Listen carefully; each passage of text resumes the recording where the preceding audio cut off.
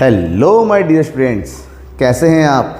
देखिए, one shot class करते करते मैक्रो इकोनॉमिक्स के लास्ट चैप्टर में आ चुके हैं। समष्टि अर्थशास्त्र का लास्ट चैप्टर है खुली अर्थव्यवस्था, जहां पर दो इंपॉर्टेंट टॉपिक, बहुत ही ज़्यादा इंपॉर्टेंट टॉपिक को पढ़ना है हमें। एक है विदेशी विनिमय दर के बारे में और दूसरा हमें पढ़ना है भुगतान संतुलन के बारे में। इससे पहले आप 4 लेक्चर देख चुके हैं, 4 चैप्टर को कवर कर चुका हूँ, हर एक इंपॉर्टेंट टॉपिक को कवर किया है। नहीं देखा है डिस्क्रिप्शन में जाइए और लिंक दिया हुआ है, देख लीजिए। तो आज का ये जो चैप्टर है खुली अर्थव्यवस्था, खुली अर्थव्यवस्था किसे बोलते हैं? एक ऐसी अर्थव्यवस्था जहां पर जिनका संबंध जो होता है, जिनका जो व्यापार होता है वो अंतर्राष्ट्रीय स्तर पर होता है, यानी कि विदेशों के साथ होता है। और विदेशों जो व्यापार होता है उसको बोलते हैं आयात और निर्यात करना, एक्सपोर्ट और इंपोर्ट। तो जो देश एक्सपोर्ट इंपोर्ट करती हैं तो उस देश को हम खुली अर्थव्यवस्था के नाम से जानते हैं। जो खुली अर्थव्यवस्था किसमें जो इंपॉर्टेंट टॉपिक है जो हमें पढ़ना है, एक है विदेशी विनिमय दर, यानी कि फॉरेन एक्सचेंज रेट, किसे वो कहते हैं। देखिए, जाहिर सी बात है, एक्सपोर्ट इंपोर्ट करेंगे वो तो विदेशों के साथ होगा। जैसे भारत का एक्सपोर्ट अमेरिका के साथ होगा, या फिर चाइना के साथ है, या फिर जापान के साथ है, ऑस्ट्रेलिया के साथ है, यूएई के साथ है, रशिया के साथ है। मतलब विदेशों के साथ हम व्यापार करते हैं। तो जाहिर सी बात है, विदेशों के साथ व्यापार करते हैं तो लेन देन भी विदेशी करेंसी में होगा, विदेशी मुद्राओं में करना पड़ेगा। जैसे डॉलर में हो गया, येन में हो गया, यूरो में हो गया, पाउंड में हो गया, दीनार में हो गया। ठीक है, अलग अलग कंट्री के अपना अपना खुद का है, उस हिसाब से हमें करना। तो लेन देन जो करते हैं कितना करेंगे, क्योंकि हमारे कंट्री में चलता है रुपए, अमेरिका के साथ बिजनेस करते तो वहाँ तक डॉलर, तो रुपए के बदले में कितना डॉलर दिया जाए, कैसे होता है, ये सब तय होता है विदेशी विनिमय दर के आधार पर। तो विदेशी विनिमय दर क्या होता है, विदेशी विनिमय दर तय कैसे होता है, कौन करता है, इन सब चीज़ों के बारे में हमें पढ़ना है। इसके अलावा जब हम एक देश का दूसरे साथ लेन देन करते हैं तो ये तमाम लेन देन कैसे होते हैं, मौद्रिक। और जहाँ पर मौद्रिक यानी कि पैसा आ जाता है, इन सब का क्या करना होता है, प्रॉपर हिसाब किताब रखना पड़ता है। तो अंतर्राष्ट्रीय स्तर पर जो भी हम व्यापार करते हैं, आयात निर्यात करते हैं, लेन देन करते हैं, उन सब का एक प्रॉपर अकाउंट तैयार करते हैं, स्टेटमेंट तैयार करते हैं, जिसको हम भुगतान संतुलन यानी कि बैलेंस ऑफ पेमेंट के नाम से जानते हैं। तो इन 2 टॉपिक को कवर करेंगे इस क्लास में। ठीक है, सबसे पहले हम विदेशी विनिमय दर के नाम से जानते हैं। देखिए, एक देश का विदेशों के साथ व्यापार करेंगे, जैसे हमें कुछ अमेरिका के साथ परचेज करना है, हमें कुछ अमेरिका को बेचना है या ख़रीदना है, तो अमेरिका का जो अपना खुद का डॉलर होता है, हमारे भारत में चलता है रुपए।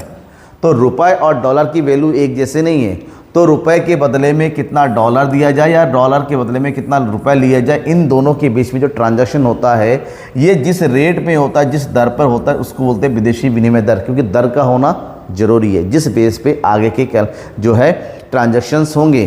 तो विदेशी विनिमय दर क्या है, जिस दर पर मुद्रा का दूसरी मुद्रा में विनिमय किया जाता है। मतलब जिस दर पर एक देश की मुद्रा का दूसरे देश की मुद्रा में विनिमय किया जाता है, उस दर को विदेशी विनिमय दर के नाम से जानते हैं। क्लाउथन ने इसको एक्सप्लेन किया अपने शब्दों में कि विदेशी विनिमय दर एक देश की इकाई मुद्रा के बदले दूसरे देश की मुद्रा की मिलने वाली इकाइयों की माप है।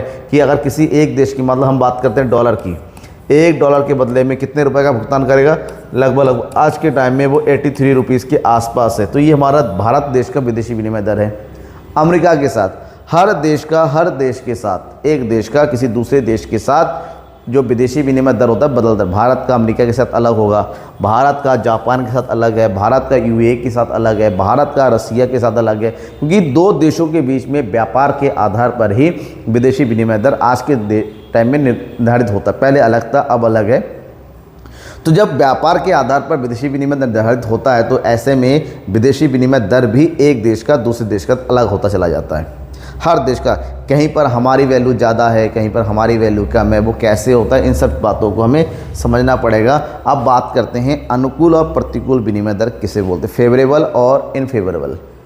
देखिए, विदेशी विनिमय दर का अनुकूल होना और प्रतिकूल होना, ये 2 बिंदु पर निर्भर करता है। क्या हम अपने देश की मुद्रा के आधार पर देखना चाहते हैं या फिर विदेशी मुद्रा के आधार पर देखना चाहते हैं, तो कैसे तय करेंगे कि ये अनुकूल है या प्रतिकूल है। सबसे पहले, अगर हम विदेशी मुद्रा की माप अपने देश की मुद्रा में करते हैं तो क्या होगा, मतलब जब विनिमय दर अपनी मुद्रा में व्यक्त की जाती है तो गिरती हुई विनिमय दर हमारे देश के अनुकूल होती है और बढ़ती हुई विनिमय दर जो है हमारे देश के प्रतिकूल होगी। फॉर एग्जांपल हम बात करते हैं, मान लीजिए $1 बराबर कितने रुपए है, 83 रुपये है आज के टाइम में।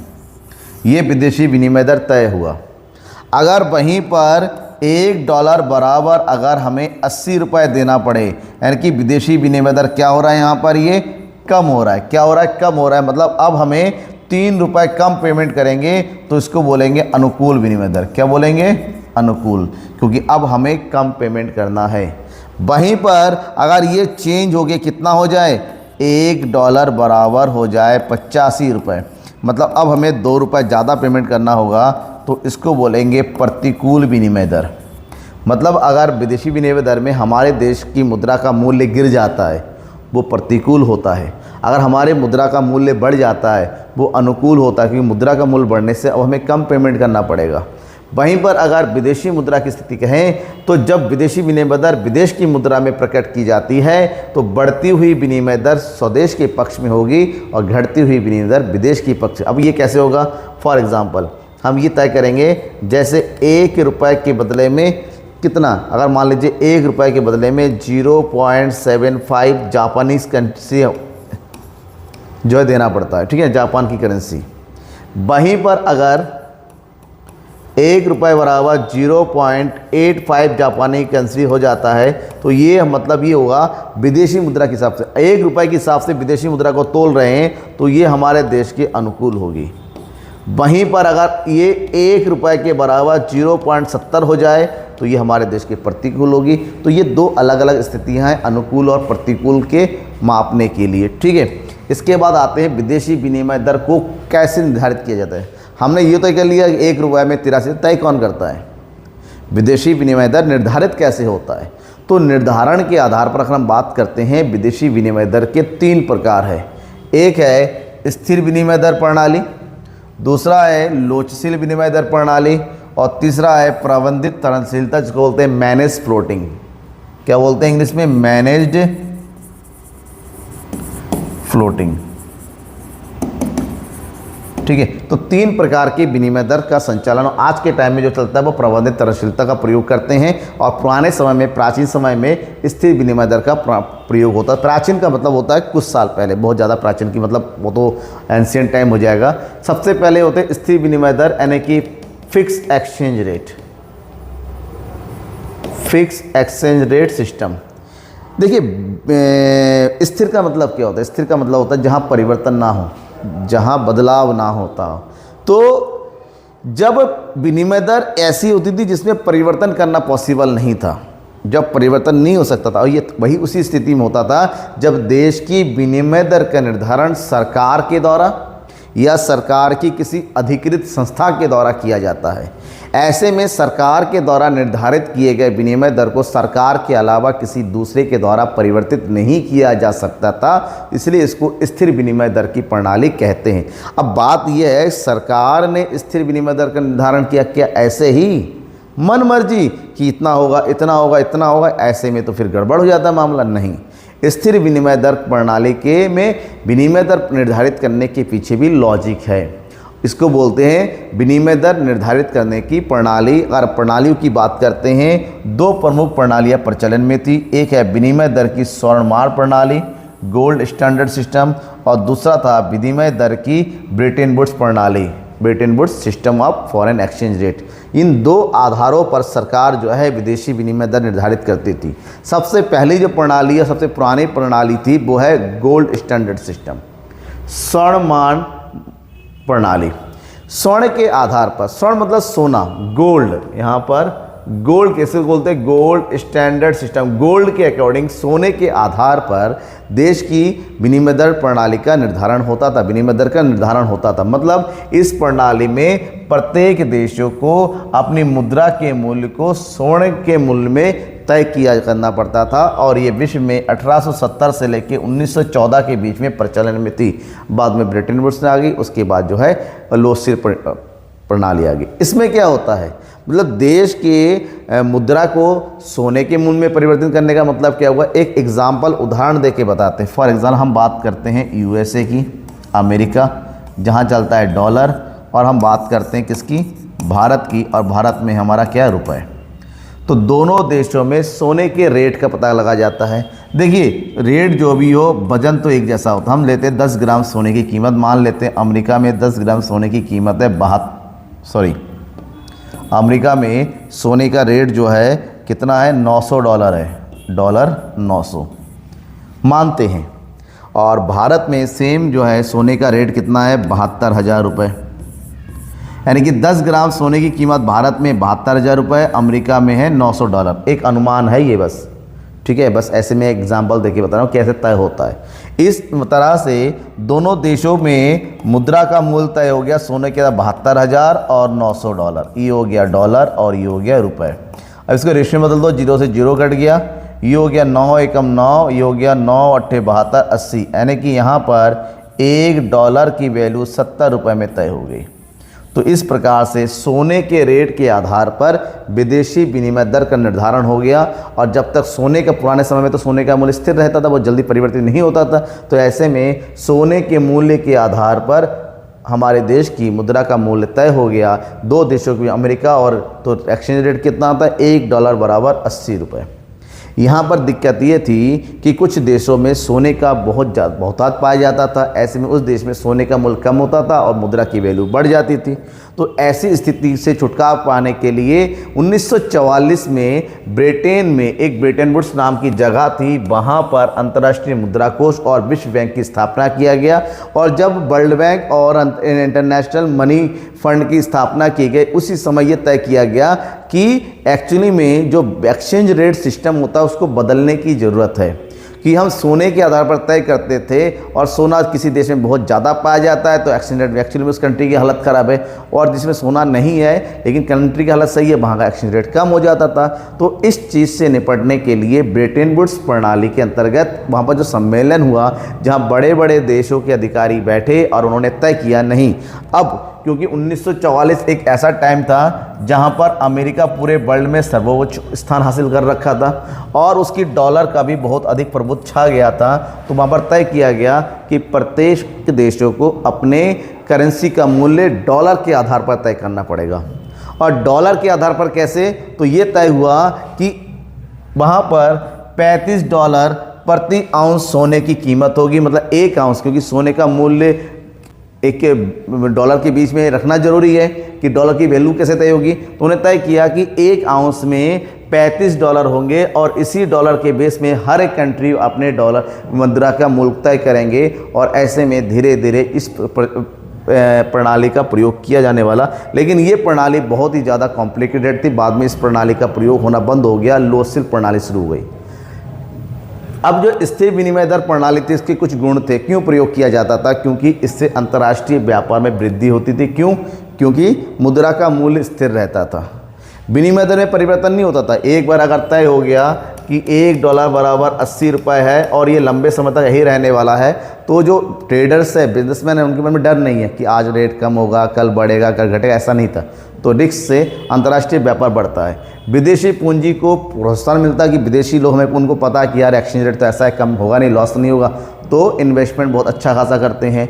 पूंजी निर्माण में वृद्धि होती है, आर्थिक नियोजन को सहयोग मिलता है, तीव्र आर्थिक विकास होती है, क्योंकि जब निवेश आएगा, विदेशी कंपनियां आएंगी तो देश का विकास तो बढ़ेगा ही बढ़ेगा।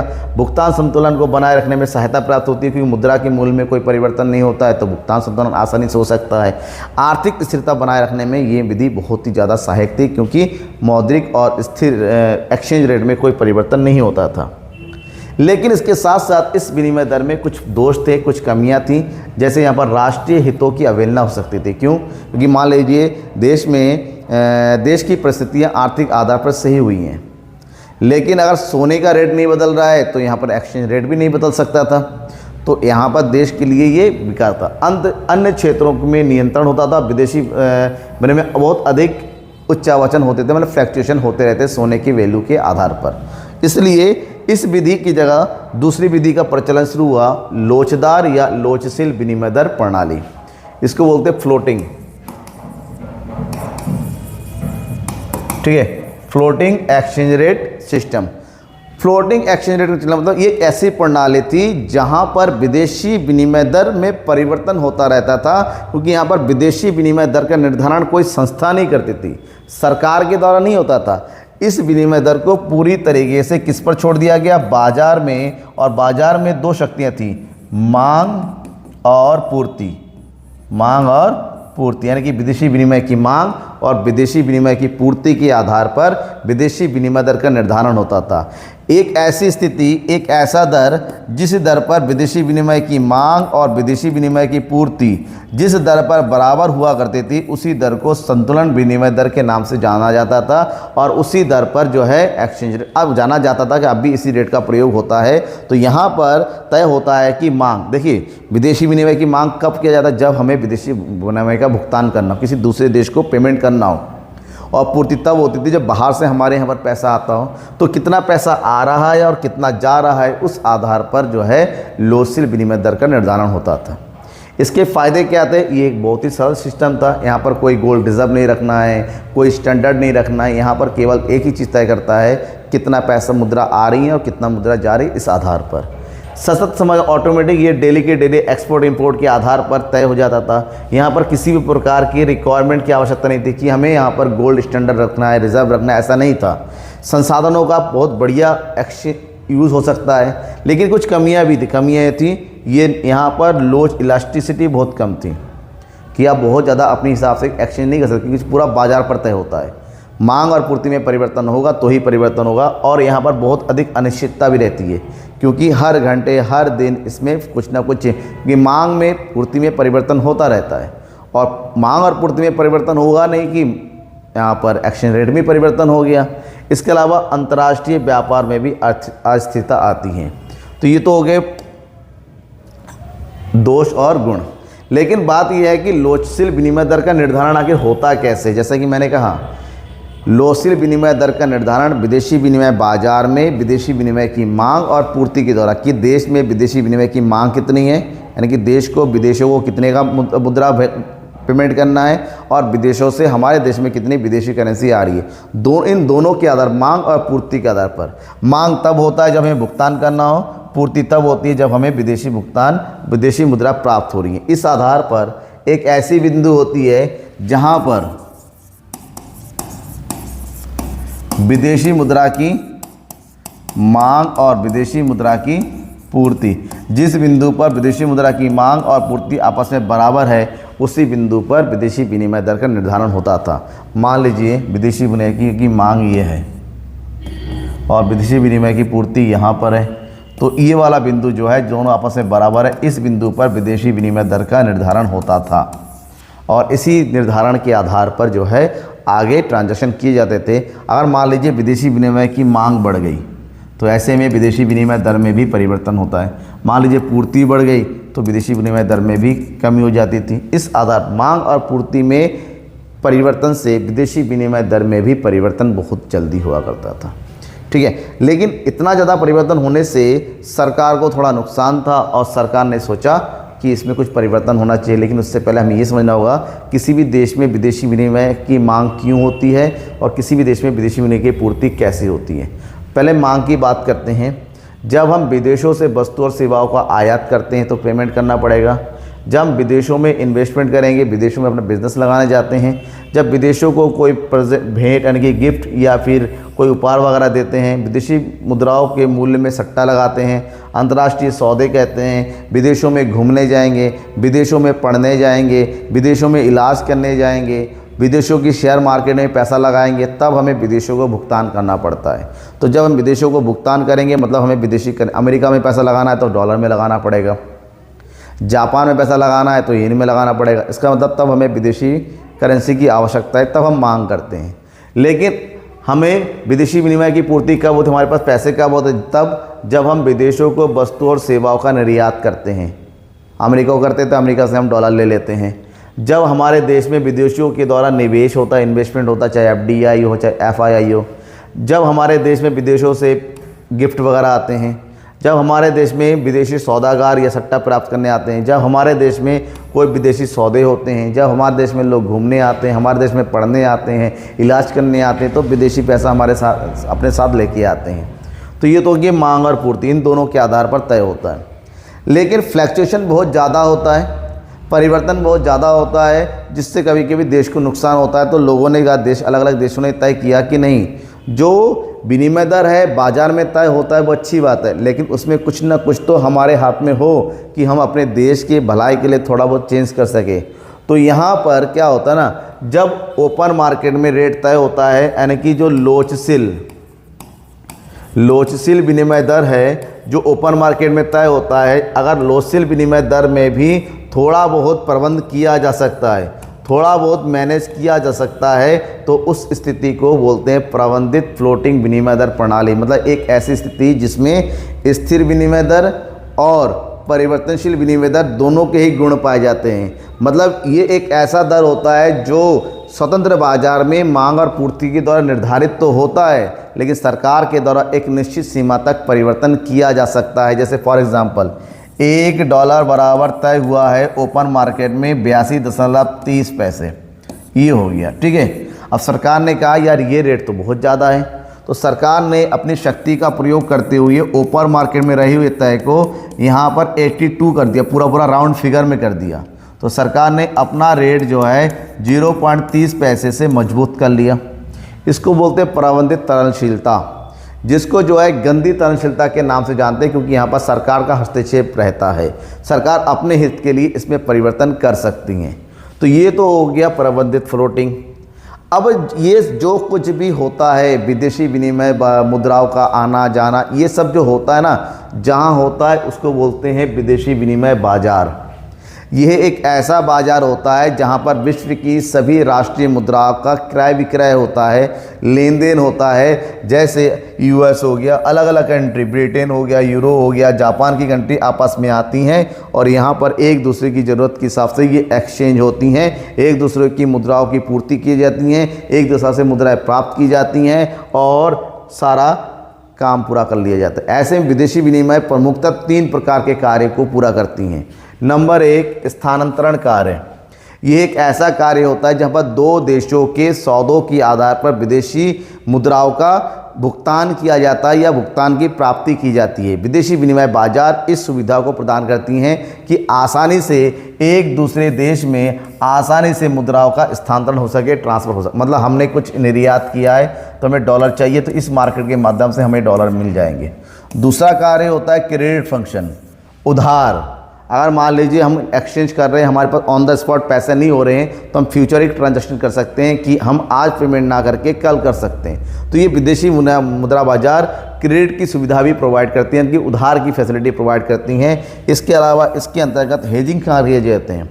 हमें पता है क्योंकि लोचशील विनिमय प्रणाली कुछ भी हो ओपन बाजार में तय होता है, बहुत अधिक रिस्क होता है। विनिमय दर कभी बढ़ सकता है, कभी घट सकता है। तो इस बाजार में उस होने वाले जो रिस्क होता है, जोखिम होता है, कम करने का काम किया जाता है कि आप इस बाजार में की प्रमुख शक्तियों का प्रयोग करते हुए अपने होने वाले नुकसान को कम कर सकते हैं। आप चाहो तो आज ही पेमेंट कर दो, चाहो तो फ्यूचर से रिलेटेड आप ट्रांजैक्शन करते हो। इस तरीके से विदेशी मुद्रा बाजार कुछ विशेषताएं हो गई हैं। एक, इस बाजार में बहुत अधिक तरलशीलता पाई जाती है, मतलब आप तुरंत इस बाजार में मुद्राओं को कैश में कन्वर्ट कर सकते हैं। यह बाजार पूरी तरीके से पारदर्शी होता है, वो किसी के अंडर में नहीं होता, ओपन मार्केट होता है, स्वतः संचालित होता है, पूरी तरीके से ट्रांसपेरेंट होता है, जहाँ पर कोई भी धांधली वगैरह नहीं हो पाती। ये बाजार पूरी तरीके से गतिशील बाजार होता है, मतलब हर सेकेंड हर मिनट यहाँ पर ट्रांजैक्शन होते रहते हैं और ये बाजार 24 घंटे काम करता है, कभी ख़त्म बंद नहीं होता है। अब ये जो बाजार होता है, जो सर्विस होती है, 2 प्रकार की करती हैं। एक होता है हाजिर बाजार और एक होता है वायदा बाजार। हाजिर बाजार क्या है? हाजिर बाजार, इसको इंग्लिश में बोलते हैं स्पॉट मार्केट। स्पॉट मार्केट मतलब ये एक ऐसा बाजार है जहां पर दैनिक लेन देन किए जाते हैं। दैनिक का मतलब होता है ऑन द स्पॉट, यहाँ पर डिलीवरी भी हो जाती है, ऑन द स्पॉट इसमें पेमेंट भी पूरा हो जाता है। यहाँ पर किसी भी प्रकार से फ्यूचर से रिलेटेड ट्रांजैक्शन नहीं किए जाते। आप दैनिक लेके आइए, आज का कीजिए, और यहाँ पर मैक्सिमम 2 दिनों के अंदर ही ट्रांजैक्शन कंप्लीट हो जाना होता है। आप यहाँ पर लंबे समय तक ट्रांजैक्शन को फंसा कर नहीं रख सकते, ऑन द स्पॉट हो जाता है, इसको उसको स्पॉट मार्केट के नाम से जानते हैं। लेकिन वायदा बाजार एक ऐसा बाजार होता है जहाँ पर भविष्य से संबंधित लेन देन पूरे किए जाते हैं। जैसे फॉर एग्जांपल हमें कहीं से क्या करना है, हमें एरोप्लेन खरीदना है। क्या खरीदना है? एरोप्लेन खरीदना है, और एरोप्लेन की कीमत है 1500 करोड़। अब ये पेमेंट हम एक दिन में नहीं करें, एरोप्लेन की डिलीवरी भी होगी यहाँ से 2 साल बाद। कितने साल के बाद? 2 साल की बनने में टाइम लगता है ट्रायल। तो हमें आज हमने उनको 1500 करोड़ का पेमेंट कर दिया और डिलीवरी हो रही है 2 साल बाद, तो ये हो गया आपका वायदा बाजार। या फिर आज हमने कोई सामान खरीद लिया, पेमेंट कर रहे हैं 2 साल बाद। तो जहाँ पर इस प्रकार से ट्रांजैक्शन होता है जो फ्यूचर से रिलेटेड है वो होता है वायदा बाजार। ठीक है, इतना पढ़ने के बाद अब हमें ट्रांजैक्शन समझ में आ गया, मुद्रा का लेन देन समझ में आ गया।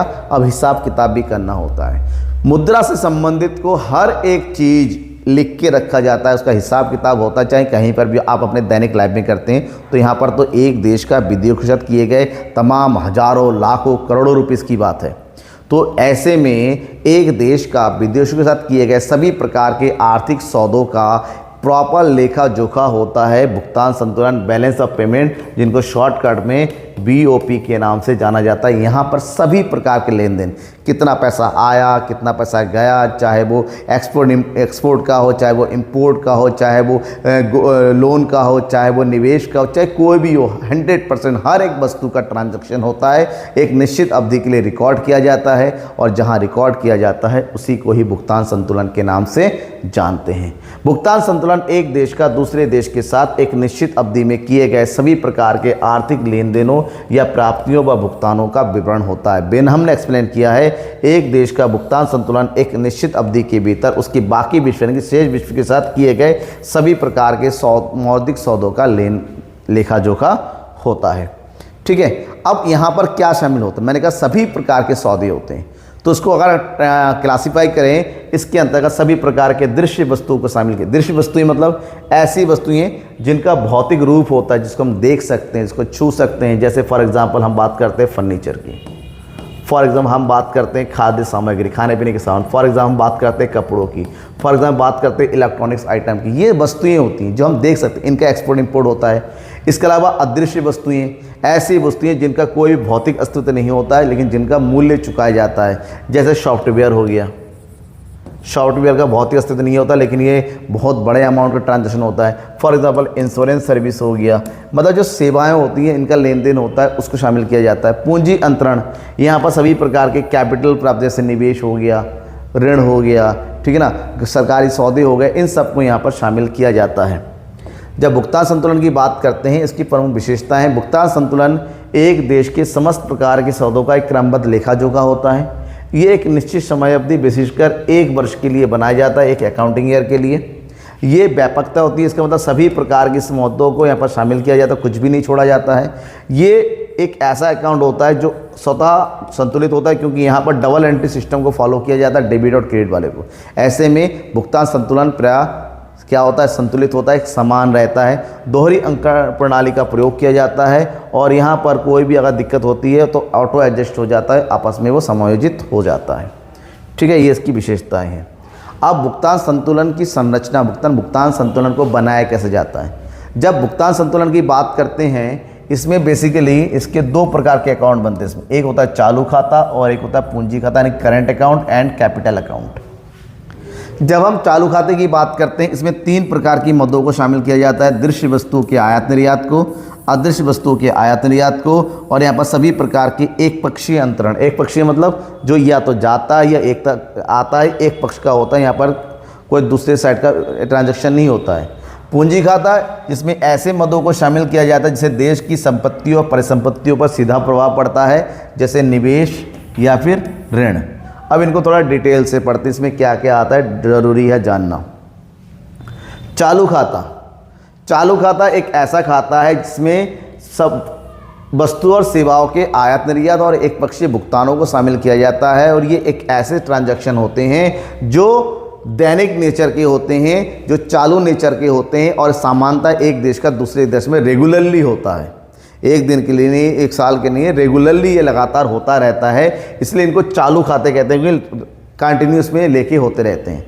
जब चालू खाते की बात करते हैं, इसमें सबसे पहला जो ट्रांजैक्शन होता है वो होता है व्यापार माल खाता, मतलब दृश्य वस्तुओं के आयात और निर्यात को शामिल किया जाता है।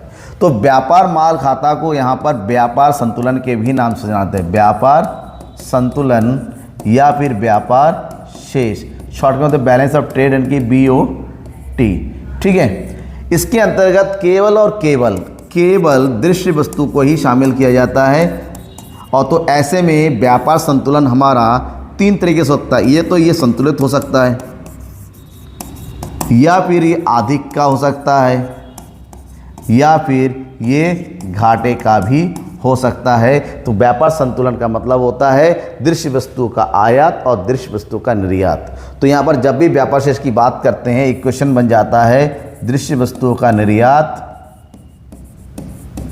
माइनस दृश्य वस्तुओं का आयात। कितना एक्सपोर्ट किया और कितना इंपोर्ट हुआ, इन दोनों के बीच के ट्रांजैक्शन को हम शामिल करते हैं और इसको बोलते हैं व्यापार संतुलन या फिर व्यापार शेष, बैलेंस ऑफ ट्रेड। दूसरा ट्रांजैक्शन होता है अदृश्य वस्तुओं के आयात निर्यात, और अदृश्य वस्तुओं को हम बोलते हैं सेवाएं। ठीक है, दैट इज इनविजिबल अकाउंट। जो सेवाएं होती हैं वो 2 प्रकार की होती हैं, एक साधन सेवाएं और एक होती है गैर साधन। साधन सेवाएं का मतलब होता है जब हमारे यहाँ से श्रमिक जाएंगे काम करने के लिए, कोई उद्यमी जाके कोई उद्यम करेगा या फिर हमारे से पूंजी जाएगा, इसके बदले में जो ट्रांजैक्शन होता है। और गैर साधन सेवाओं के अंतर्गत जैसे हमारे परिवहन सेवाएँ हो गई, बीमा सेवा हो गई, जैसे सॉफ्टवेयर हो गया, ठीक है, इन सब चीज़ों का ट्रांजैक्शन होता है जो साधन नहीं दूसरे वस्तुओं के रूप में होता है, प्रयोगी वस्तुओं के रूप में। तीसरा जो ट्रांजैक्शन होता है एक पक्षीय अंतरण का होता है, जैसे चंदा हो गया, उपहार हो गया, डोनेशन हो गया, ये सब को एक पक्ष होता है। चंदा आपको आता है तो बदले में कुछ देने की जरूरत नहीं होती है, तो एक पक्षीय ट्रांजैक्शंस होते हैं। ठीक है, इनको शामिल किया जाता है। इसके बाद शामिल होता है पूंजी खाता। पूंजी खाते में बहुत सारे ट्रांजैक्शन शामिल किए जाते हैं जो दीर्घ अवधि समय के लिए होता है, लंबे समय अवधि के लिए होता है, और खासकर इससे देश की संपत्तियों और दायित्वों को प्रभाव डालता है। इसमें सभी प्रकार के सौदे शामिल होते हैं जिसमें सरकार और निजी व्यक्ति होती हैं और इनके द्वारा लंबे अवधि के सौदे किए जाते हैं। इसके अंतर्गत जब हम बात करते हैं जो मदद शामिल होती है, जैसे सरकारी सौदे, गवर्नमेंट का, एक देश की सरकार का दूसरी सरकार के साथ किया जाने वाला लेन देन, गैर सरकारी या निजी सौदे, एक कंपनी का दूसरे कंपनी के साथ किए जाने वाला सौदा, प्रत्यक्ष विदेशी निवेश, जब विदेश की कोई कंपनी हमारे यहाँ पर आके बिजनेस करती हैं, ये हमारे यहाँ की कोई कंपनी विदेशों में जाते बिजनेस करती हैं, इसको बोलते हैं FDI। ये अलावा विदेशों से आने वाला पैसा, जब विदेशों कोई कंपनी हमारे यहाँ की कंपनी में अपने शेयर परचेज कर लेती हैं, ये हम विदेशों की कंपनी में शेयर परचेज करते हैं, तो वो होता है विदेशी संस्थागत निवेश यानी कि पोर्टफोलियो निवेश, FII। तो ये सब चीज़ें पूंजी खातों के अंतर्गत शामिल किया जाता है। इस चैप्टर में आपको लगता है कि कुछ और छूट गया तो ज़रूर बताएगा। फिलहाल मैंने हर एक पॉइंट को छूने की कोशिश किया है, हर एक पॉइंट को एक्सप्लेन करने की कोशिश किया है। आपको लगता है कुछ छूट रहा है, कुछ रह गया है तो ज़रूर बताएं, क्योंकि समष्टि अर्थशास्त्र हमारा यहीं पर कंप्लीट होता है। इसके बाद जो लेक्चर शुरू होगा वो व्यष्टि अर्थशास्त्र का होगा। ठीक है, वहाँ पर भी 6 चैप्टर होंगे, 6 लेक्चर मिलेंगे, हर एक चैप्टर का 1 शॉट मिलेगा। तब तक के थैंक यू एंड बाय।